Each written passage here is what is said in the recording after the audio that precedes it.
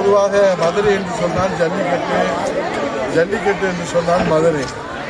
மல்லிகைக்கு எப்படி மதுரை உலக பிரசித்தி பெற்றதோ அதே போல ஜல்லிக்கட்டுக்கும் உலக பிரசித்தி பெற்றது நம்முடைய மதுரை. நேற்றைய தினம் அவனியாபுரம் ஜல்லிக்கட்டு, இன்றைக்கு பாலமேடு ஜல்லிக்கட்டு, நாளைய தினம் உலக பிரசித்தி பெற்ற அலங்காநல்லூர் ஜல்லிக்கட்டு.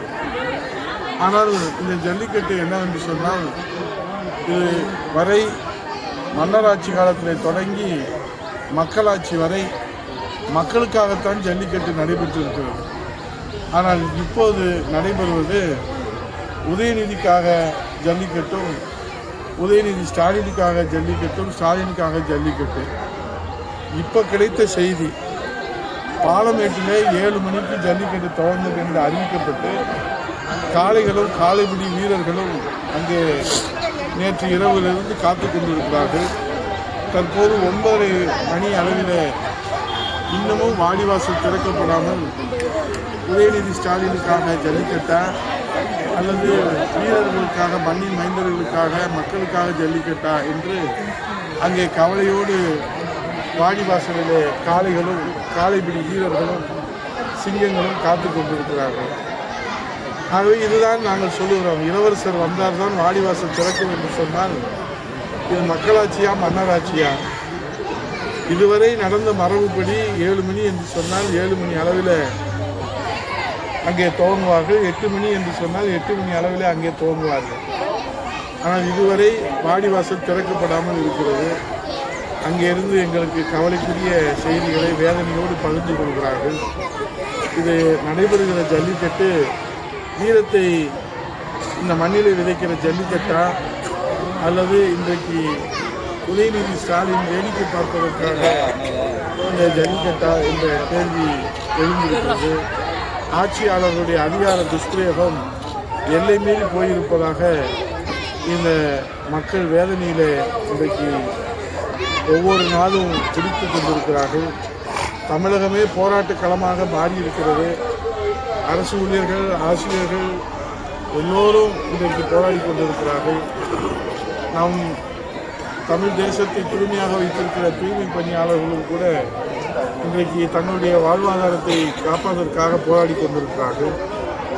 அரசு இன்றைக்கு 525 வாக்குறுதிகளை கொடுத்து அவர்களெல்லாம் ஏமாற்றியதோடு இன்றைக்கு ஜல்லிக்கட்டை துவங்கி வைக்க வருகை தந்திருக்கிற துணை முதலமைச்சர் உதயநிதி ஸ்டாலின் அவர்கள் அந்த பச்சை கொடியை அசைக்கிற போது அவர்கள் கொடுத்த வாக்குறுதி, காளை வளர்ப்போருக்கு 1000 ரூபாய் தருவோம் என்று வாக்குறுதி கொடுத்தார்களே, அது குறித்து ஏதேனும் அவர் அறிவிப்பு வெளியிடுவாரா?